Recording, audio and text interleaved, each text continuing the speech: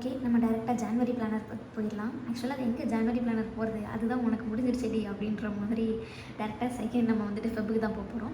So January month நான் use பண்ணியிருக்கேன். அந்த ஜான்வரி மந்த்தில் வந்துட்டு இந்த இயர் வந்துட்டு நான் என்னென்ன பண்ணணும் அப்படின்றத லைக் எல்லாமே வந்துட்டு மென்ஷன் பண்ணியிருப்பேன். ஸோ அதில் என்னென்ன இருக்குது அப்படின்னு பார்த்தீங்க அப்படின்னா, ஸோ ஃபஸ்ட்டு எடுத்தோடனே வந்துட்டு ஏதாச்சும் ஒரு கோட் இருக்கட்டும் அப்படின்னு சொல்லிட்டு, இது வந்துட்டு என்னோடய ஸ்பெஷல் பர்சன். ஸோ அவங்க அடிக்கடி சொல்கிறது அண்ட் அவங்கக்கிட்டேருந்து நான் கற்றுக்கிட்டது. அவங்க வந்துட்டு ரொம்ப காமாக இருப்பாங்க. லைக் அவங்க நிறைய வாழ்க்கையில் செருப்படி வாங்கியிருக்கலாம், நிறைய அனுபவம் இருக்கலாம். ஸோ அதுலேருந்து அவங்க லேர்ன் பண்ணது. ஸோ அவங்களோட எக்ஸ்பீரியன்ஸ் வச்சு நான் அதை அவங்கக்கிட்டேருந்து ஃபாலோ பண்ணுற கோட் இது. ஸோ அதனால் வந்துட்டு அதில் தான் ஸ்டார்ட் ஆகணும் இந்த இயர் அப்படின்ற மாதிரி நான் வச்சுருக்கேன். அந்த மாதிரி காமாக இருக்கணும் அப்படின்ட்டு. ஏன்னா நான் வந்துட்டு ஒரு காம் பர்சனே கிடையாது. எப்போ பார்த்தாலும் ஷார்ட் டெம்பர் ஆகிட்டே இருக்க பர்சன். ஸோ இந்த இயர் அப்படி கம்ப்ளீட்டாக வந்துட்டு அதை ஸ்டாப் பண்ணிடணும் அப்படின்றதுனால இந்த கோட்டை வச்சு ஸ்டார்ட் பண்ணியிருக்கிறேன். ஸோ செகண்ட் பேஜ் அப்படி பார்த்திங்க அப்படின்னா மை இன்டென்ஷன். ஸோ என்னோடய இன்டென்ஷன் என்ன அப்படின்றது பாயிண்ட்ஸ். ஸோ இந்த அந்த மாதிரி கொடுத்துருக்க ஒரு 4 பாயிண்ட்ஸ். அண்ட் இதில் மட்டும் தான் நான் ஃபோக்கஸ் பண்ணணும் அப்படின்ற மாதிரி கொடுத்துருக்கேன். ஸோ ஏன் இந்த ஃபோக்கஸ் ஏரியா அப்படின்றது பார்த்திங்க அப்படின்னா, லைஃப்பில் நம்மளுக்கு நிறைய டிஸ்ட்ராக்ஷன் வரலாம். யாராக இருந்தாலுமே உங்களுக்கு ஒரு எனிமீஸ் இருக்கலாம், ஒரு ப்ராப்ளம் வரலாம். ஸோ அதெல்லாம் வந்துட்டு மைண்டில் போட்டுக்காமல் இதுதான் உன்னோட ஃபோக்கஸ். இதில் ஃபஸ்ட்டு வந்துட்டு நம்மளோட கான்சன்ட்ரேஷன் ஃபுல்லாக இருக்கணும் அப்படின்ற மாதிரி. ஸோ அப்புறம் வந்துட்டு பேஜ் சும்மா இருக்குதுப்பா அப்படின்னு சொல்லிட்டு இந்த இடத்துல தான் ஃபில் பண்ணணும்னு யோசிச்சுக்கிட்டே இருந்தேன். அப்புறம் தான் அதுலேயே வந்துட்டு சரி நம்ம வந்துட்டு ஒரு ஃபாலோ பண்ணலாம் அப்படின்ற மாதிரி இந்த இயரில் நான் வந்துட்டு ஒரு கைண்ட் பர்சனாக இருக்கணும் அப்படின்ற மாதிரி ஃபுல் அண்ட் ஃபுல் இருக்கணும். பட் ஐ ஹோப் நான் அந்த மாதிரி பர்சன் தான். பட் 100% சொல்ல முடியாது. ஸோ 100% நான் அப்படி இருக்கணும் அப்படின்றதுனால இதை எழுதியிருக்கிறேன். அண்ட் செகண்ட் லைக் சேம் அதே மாதிரி தான். So I choose consistency over the stress.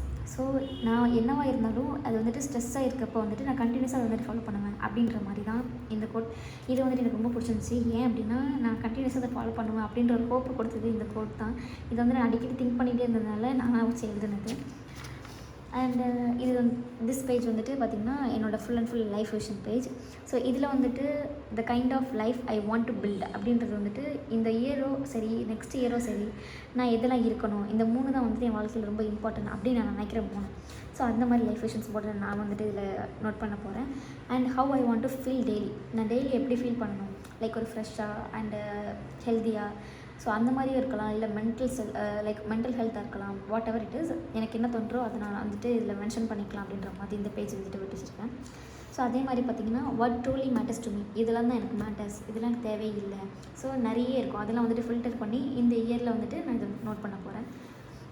So இதுக்கெல்லாம் முக்கியம் இதெல்லாம் நான் பண்ணுவேன் அப்படின்னா எனக்கு என் மேலே ட்ரஸ்ட் வேணும். ஸோ அதுதான் நான் இங்கே நோட் பண்ணியிருப்பேன். I trust my peace and joy. So next வந்து பார்த்திங்கன்னா செல்ஃப் ரிஃப்ளெக்ஷன் டைரி.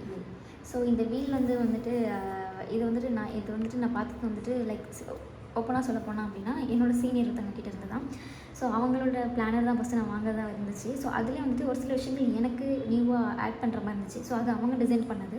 ஸோ அதனால் நான் என்ன பண்ணேன், ஸோ ஓகே நம்மளே டிசைன் பண்ணிக்கலாம் அப்படின்ட்டு நானும் மைண்டில் நினைக்கிறதுக்கு முன்னாடி எனக்கு சஜஷன் நிறைய பேர் கொடுக்க ஆரம்பிச்சிட்டாங்க.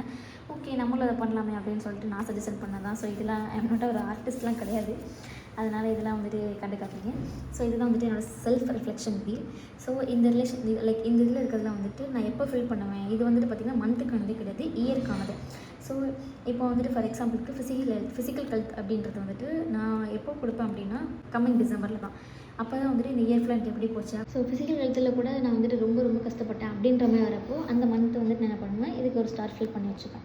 ஸோ அதே மாதிரி தான் வந்துட்டு ரிலேஷன்ஷிப்பாக இருக்கட்டும், என்னோடய ஃபினான்ஷியலில் நான் இது வரைக்கும் ரொம்ப இந்த மாதிரி கஷ்டப்பட்டுட்டேன் இந்த மந்த் அப்படின்றப்போ நான் இங்கே ஒரு கோட் கொடுத்துருப்பேன். ஸோ அந்த மாதிரி வந்துட்டு எல்லாமே வந்துட்டு அதுக்கு ஒரு ஸ்டார் கொடுத்தோ அதுக்கு மார்க் பண்ணி அதுக்கு வந்துட்டு எவ்வளோ தரலாம் ரேட்டிங்ஸ் அப்படின்ற மாதிரி நான் கொடுத்துட்டு நெக்ஸ்ட் இயர் அதை ஒர்க் பண்ண பார்ப்பேன். அதுதான் செல்ஃப் ரிஃப்ளெக்ஷன் வீல்.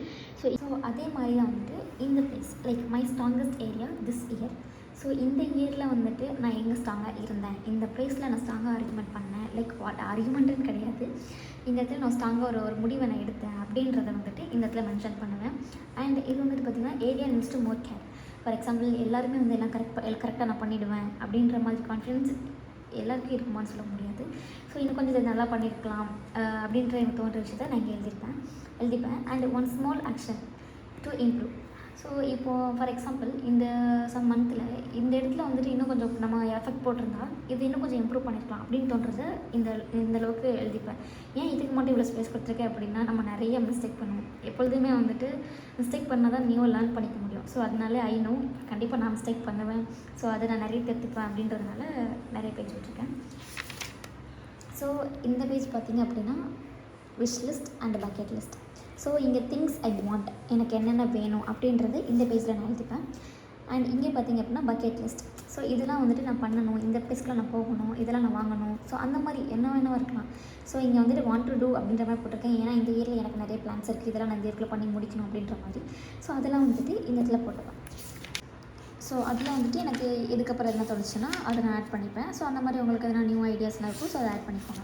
ஸோ இப்போ டேரெக்டாக வந்துட்டு ஃபெப்பில் வந்துட்டு என்னென்ன பிளான்ஸ்லாம் நான் பண்ணியிருக்கேன் அப்படின்றத பார்க்கலாம்.